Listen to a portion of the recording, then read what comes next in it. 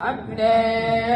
शुक्रेण शोजिषा विश्वाभिर्देवहोदिभिः इमं स्तोमञ्जुषस्वनः सुषमिद्धो नावह देवान् अग्ने हविष्मदे होतवावकयक्षिजा मधुमन्दन्तनूनवाद्यज्ञन् देवेषु न कवे अद्याकृणुहि भीतये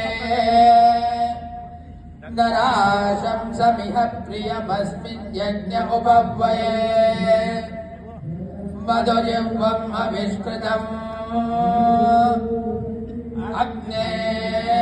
सुगतमे रथे देवाङ्गीडितावः असिहोता मनुर्हितः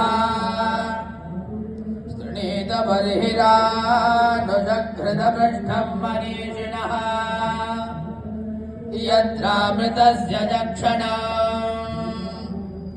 विश्रयन्तामृतामृधो द्वारो देवीरस